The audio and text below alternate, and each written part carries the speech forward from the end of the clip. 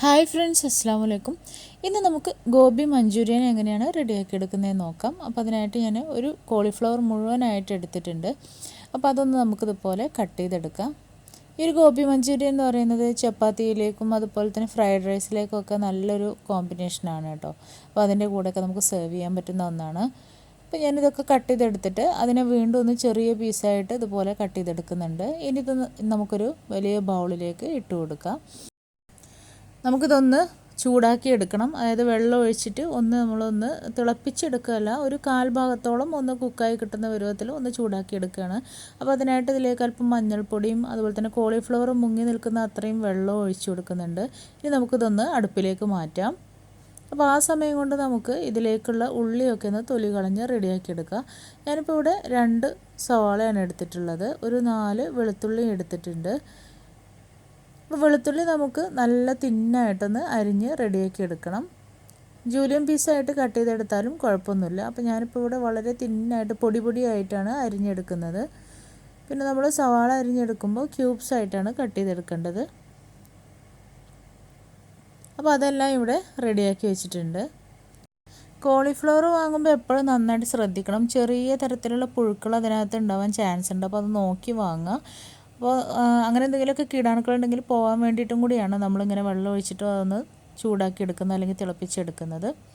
ഇനി നമുക്ക് ഇതിലേക്കുള്ള ബാറ്റർ റെഡിയാക്കി എടുക്കാൻ വേണ്ടിയിട്ട് ഒരു 3 ടേബിൾ സ്പൂൺ മൈദയും ഒരു 2.5-3 ടേബിൾ സ്പൂണോളം കോൺഫ്ലോറും കൂടെ ഒരു ബൗളിലേക്ക് ഇട്ട് കൊടുക്കുക. ഇനി ഇതിലേക്ക് ഒരു 1/4 ടീസ്പൂൺ കുരുമുളക് പൊടിയും 1/2 ടീസ്പൂൺ കാശ്മീരി ചില്ലി പൗഡറും ആവശ്യത്തിന് ഉപ്പും 1 ടേബിൾ സ്പൂൺ സോയാ സോസും കൂടെ ഒന്ന് ചേർത്ത് കൊടുത്തിട്ട് നന്നായിട്ടൊന്ന് മിക്സ് ചെയ്ത് കൊടുക്കുക.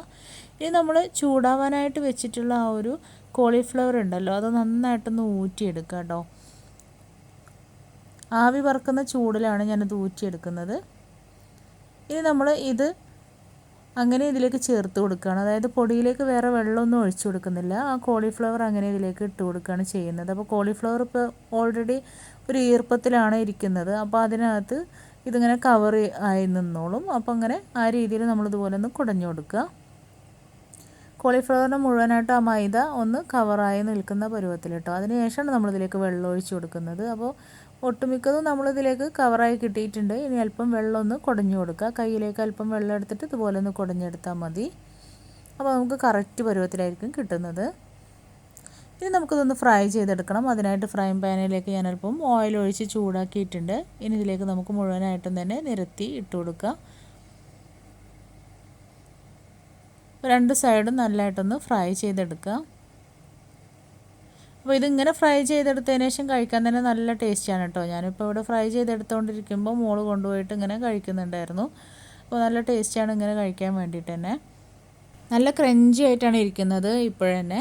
അപ്പോൾ നല്ല ടേസ്റ്റുമാണ് അത് കാരണം. അപ്പോൾ നമുക്ക് മുഴുവൻ കോളിഫ്ലവറും ഇതുപോലെ ഫ്രൈ ചെയ്തെടുക്കാം. ഇനി ഈ ഓയിലിൽ നിന്ന് കുറച്ച് ഓയിൽ മാറ്റിയിട്ട് ഇതിൽ ഏകദേശം 1 ടേബിൾ സ്പൂൺ ഓയിൽ ഞാൻ ബാക്കി വെച്ചിട്ടുള്ളൂ. അതിലേക്കാണ് നമ്മൾ പൊടിയായി അരിഞ്ഞിട്ടുള്ള ഒരു വെളുത്തുള്ളി ചേർത്ത് കൊടുക്കുന്നത്. അതൊന്ന് മൂത്ത് തുടങ്ങുന്ന സമയത്ത് നമുക്കിതിലേക്ക് നമ്മൾ കട്ട് ചെയ്ത് വെച്ചിട്ടുള്ള ഓനിയൻ ചേർത്ത് കൊടുക്കുക. എല്ലാം കൂടെ ചേർത്ത് നന്നായിട്ടൊന്ന് വഴറ്റിയെടുക്കുക.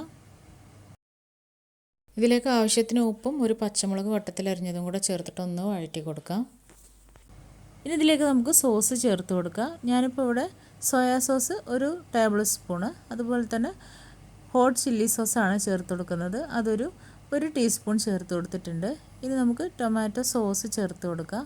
അതൊരു 5-6 ടേബിൾ സ്പൂൺ നിങ്ങൾക്ക് ചേർത്ത് കൊടുക്കുക. അത് നിങ്ങൾക്ക് എത്രത്തോളമാണ് ഇഷ്ടം അത്രയും ചേർത്ത് കൊടുക്കുക. അപ്പോൾ ചിലവർക്ക് ഒരുപാട് സോസ് ഉണ്ടായിരിക്കുന്നതായിരിക്കും ഇഷ്ടം. അപ്പോൾ അതനുസരിച്ച് നമുക്ക് ചേർത്ത് കൊടുക്കുക. ഇനി ഒരു 1/4 ടീസ്പൂൺ കാശ്മീരി ചില്ലി പൗഡറും 1/4 ടീസ്പൂൺ പെപ്പർ പൗഡറും കൂടെ ചേർത്ത് കൊടുത്തിട്ടുണ്ട്.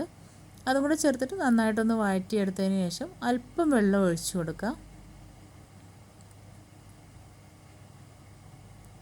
ഇനി ആവശ്യത്തിന് ഉപ്പും കൂടെ ചേർത്ത് കൊടുക്കുക. അപ്പോൾ സോസിലെല്ലാം ഉപ്പുള്ള കാരണം നോക്കിയിട്ട് വേണം ചേർത്ത് കൊടുക്കാൻ വേണ്ടിയിട്ട്. ഇതിലേക്ക് ഞാൻ 1 ടേബിൾ സ്പൂൺ കോൺഫ്ലോർ ഒന്ന് വെള്ളത്തിൽ കലക്കിയിട്ട് അതും കൂടെ ചേർത്ത് കൊടുത്തിട്ടുണ്ട്. ഇനി നന്നായിട്ടൊന്ന് മിക്സ് ചെയ്ത് കൊടുക്കണം. ഞാനിതിലേക്ക് 2 പിഞ്ച് ഗരം മസാല ചേർത്ത് കൊടുത്തിട്ടുണ്ട്. അപ്പോൾ അതിൻ്റെ ഫ്ലേവർ എനിക്കിഷ്ടമാണ്, അതുകൊണ്ടാണ് ചേർത്ത് കൊടുത്തിട്ടുള്ളത്, നിർബന്ധമില്ല. ഇനി കോളിഫ്ലവർ ചേർത്ത് കൊടുക്കുക. നമ്മൾ ഫ്രൈ ചെയ്ത് മാറ്റി വെച്ചിട്ടുള്ള കോളിഫ്ലവർ മുഴുവനായിട്ട് ഇതിലേക്ക് ഇട്ട് കൊടുത്തതിന് ശേഷം നമുക്കത് നന്നായിട്ടൊന്ന് മിക്സ് ചെയ്ത് കൊടുക്കുക. അതായത് ഈ ഒരു സോസ് എല്ലാം ഈ ഒരു കോളിഫ്ലവറിനെ കവർ ചെയ്ത് നിൽക്കുന്ന പരുവത്തിൽ നല്ലതായിട്ട് തന്നെ ഒന്ന് മിക്സ് ചെയ്ത് കൊടുക്കണം. ഇനി അല്പം മല്ലിയില നമുക്കിതിന് മുകളിലൂടെ ഇട്ട് കൊടുക്കാം. നന്നായിട്ടൊന്ന് മിക്സ് ചെയ്ത് കൊടുക്കുക. അപ്പോൾ ഒരു കോളിഫ്ലവറിന് നന്നായിട്ട് തന്നെ ഈ ഒരു സോസൊക്കെ കവറായിട്ടുണ്ട്. നമ്മുടെ കോളിഫ്ലവർ മഞ്ചൂരിയൻ ഇവിടെ റെഡി ആയിട്ടുണ്ട്. ഇത് നമുക്ക് ചൂടോടുകൂടി തന്നെ സെർവ് ചെയ്യാം. നല്ല ടേസ്റ്റി ആയിട്ടുള്ള, നല്ല ഈസി ആയിട്ട് റെഡിയാക്കി എടുക്കാൻ പറ്റുന്ന ഒരു വെജിറ്റേറിയൻ കറിയാണ്. ഇത് നമുക്ക് ചപ്പാത്തിയുടെ കൂടെ അല്ലെങ്കിൽ ഫ്രൈഡ് റൈസിൻ്റെ കൂടെ, വൈറ്റ് റൈസിൻ്റെ കൂടെയൊക്കെ നമുക്ക് സെർവ് ചെയ്യാവുന്നതാണ്. അപ്പോൾ കോളിഫ്ലവർ മഞ്ചൂരിയൻ ഇതുപോലെ ഒന്ന് ട്രൈ ചെയ്ത് നോക്കാൻ മറക്കരുത്. വീണ്ടും നെക്സ്റ്റ് വീഡിയോയിൽ കാണാം ഇൻഷാ അല്ലാഹ്. Thank you.